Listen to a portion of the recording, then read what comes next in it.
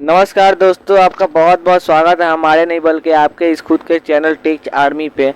तो आज मैं बताने वाला हूं कि एसएससी जीडी 2025 की भर्ती जो आई है उसमें आप अपना सिलेक्शन कैसे ले, वो भर्ती क्या आई है, कैसे उसमें फॉर्म भरना है, क्या करना, तो सब कुछ बताने वाले हैं आज के इस वीडियो में।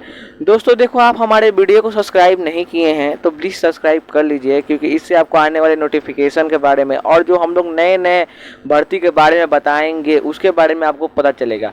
क्योंकि दोस्तों होता ये है ना कि बहुत लोग फॉर्म भरना चाहते हैं, एक गवर्नमेंट जॉब करना चाहते हैं, एक सरकारी नौकरी अपने घर में मतलब पक्की करना चाहते हैं, लेकिन उनका उनका मतलब कुछ वैसा नॉलेज नहीं रहता है उस फील्ड में कि कब फॉर्म आया, कब फॉर्म आएगा, फॉर्म आया भी तो क्या सिलेबस है, कैसे भरना है, किस चीज़ का नौकरी है, इसमें क्या करना है, सैलरी कितना मिलता है, कितना दिन का जॉब है, छुट्टी कितने दिनों का होता है, तो वो कोई नहीं बता पाता है दोस्तों। तो एकदम सटीक जानकारी और एकदम सही जानकारी के लिए तो आप प्लीज़ इस चैनल को सब्सक्राइब कर लीजिए, जिससे कि आपको एकदम सटीक और सुंदर जानकारी सबसे पहले और सबसे अच्छी आपको मिलेगा।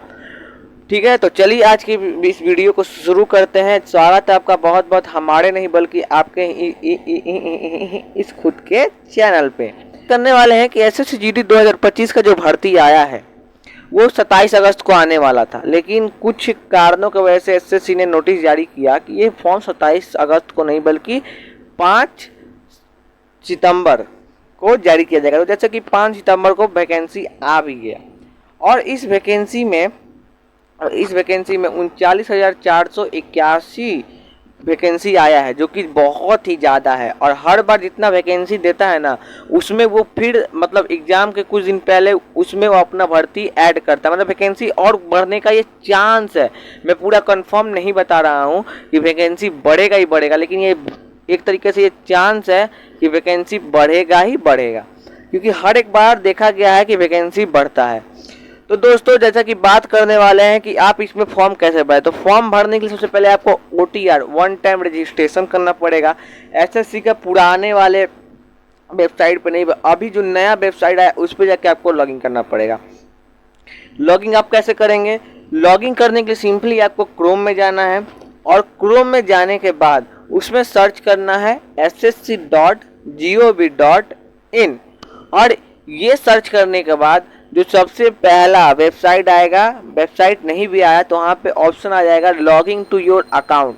और वो लॉगिंग टू योर अकाउंट में आप जैसे क्लिक करिएगा उसमें सारा डाटा फिल करिएगा और सब कुछ कर और लेने के बाद आप एक पहले आप हम लोग को एक कमेंट करके ज़रूर बता दीजिए कि आपको ये OTR रजिस्ट्रेशन करने आता है कि नहीं आता है। अगर OTR रजिस्ट्रेशन करने नहीं आता होगा तो मैं इसके ऊपर एक दूसरा स्क्रीन रिकॉर्ड करके अपने फ़ोन से कि वन टाइम रजिस्ट्रेशन कैसे किया जाता है ssc.gov.in पे, ध्यान से सुनिए नाम ssc.gov.in IN, इस पे OTR रजिस्ट्रेशन कैसे किया जाता है मैं आपको ज़रूर बताऊंगा। तो इसके OTR मतलब OTR मतलब क्या, वन टाइम रजिस्ट्रेशन करिएगा। उसके बाद आप जब दोबारा फॉर्म भरने जाइएगा तो आपको सारा डेटा फिल नहीं रहेगा, आपका सारा डेटा रहता है, आप उसमें चेक कर लीजिएगा। और जो कुछ जिस जॉब मतलब एसएससी का बहुत सारा जॉब होता है ना, CHSL होता है, CGL होता है, GD होता है, SSCPO होता है, CDS होता है, तो बहुत सारी वैकेंसी आती है, बहुत तरह तरह की नौकरी होती है। तो सब में जो डाटा फिल करना पड़ता है तो उस हिसाब से बस भर दीजिएगा तो आपका फॉर्म फिलअप हो जाता है। ठीक है, तो इसमें बस वही करना पड़ेगा। और आपको अपना फोटो कहीं इधर उधर ना, एक फोटो आपको डालना पड़ेगा अपना और आपका सिग्नेचर, तो आपका फॉर्म फिलअप हो जाएगा। तो आपको अगर वो OTR, और देखिए दोस्तों ssc.gov.in पे OTR करना बहुत ही ज़्यादा ज़रूरी है, क्योंकि अगर वन टाइम रजिस्ट्रेशन नहीं करते हो तो फिर जाकर के आपका फॉर्म फिलिंग कंप्लीट नहीं होगा। ठीक है, तो ये आपको वन टाइम रजिस्ट्रेशन कर लेना है। अगर आप गूगल क्रोम से नहीं कर पा रहे हैं तो इसके लिए एक प्ले स्टोर पर जाइएगा, माई SSC सर्च करिएगा और माई SSC का जो ऐप है उसको डाउनलोड करिएगा और डाउनलोड करके वहाँ से भी आप अपना OTR करके वहाँ से अपना SSC GD का फॉर्म फिलअप कर सकते हैं। अब आते हैं एज क्राइटेरिया, SSC GD है, इसका एज क्राइटेरिया क्या है?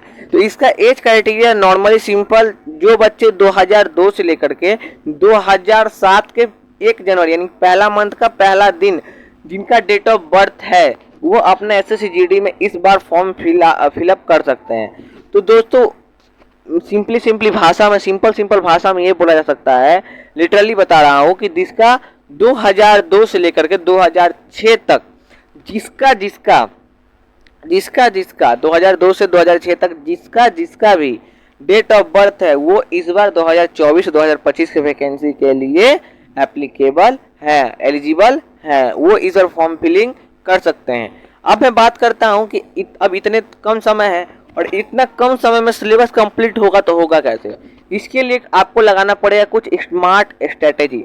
अगर आप एक 12 के स्टूडेंट हो, बहुत सारे लोग ऐसे होते हैं जो 12 या ये तो भर्ती 10 क्लास पे आती है, लेकिन बहुत जन का 18 कंप्लीट 12 पे होता है, कोई 11 में होता है तो ये 18 कंप्लीट होता है। किसी का मैं बात करूँ कि 10 क्लास पास की उनका 18 कंप्लीट हो गया है, मतलब हो जाता है।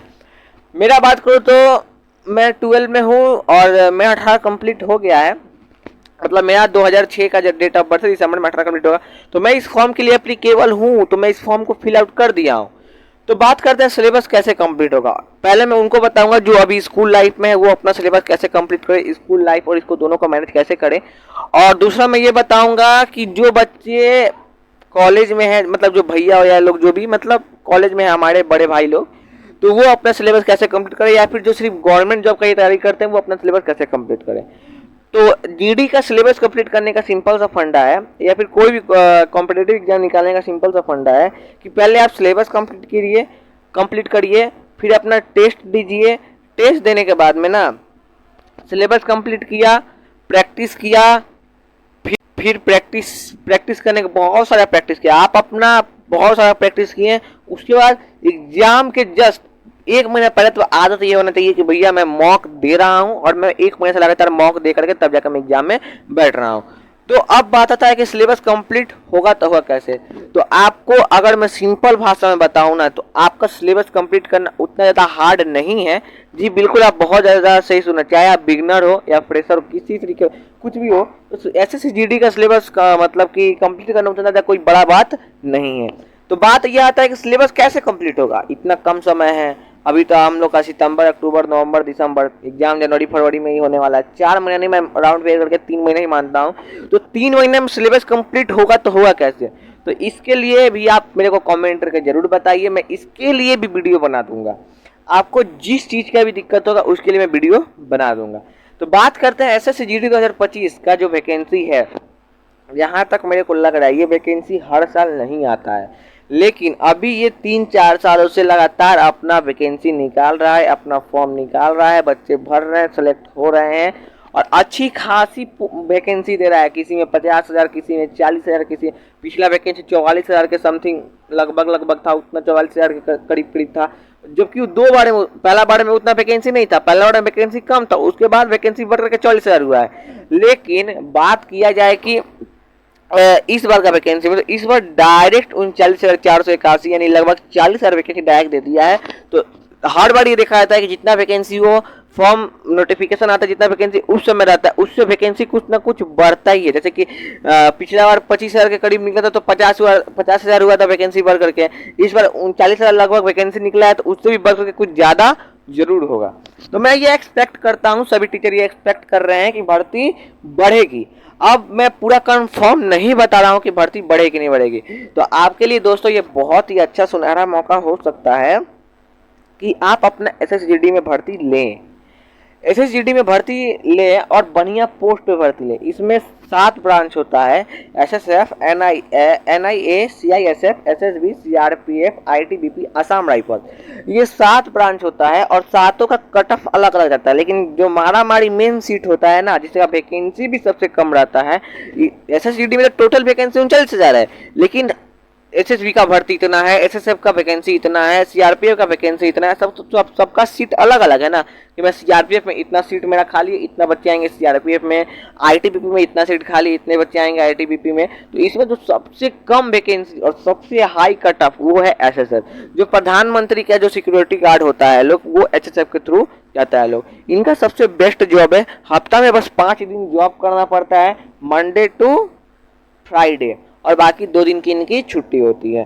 तो अगर आपको सबसे अच्छा बॉर्डर वगैरह एरिया में नहीं जाना तो आप SSF को पहले अपना फॉर्म फिलिंग करते हैं पहले इसको रखिएगा, दूसरा NIA को रखिए क्योंकि इन दोनों का कट ऑफ सबसे हाई जाता है, और उसके बाद अपनी मनपसंद वैकेंसी आप जिसमें जाना चाहते हैं वो रख लीजिएगा।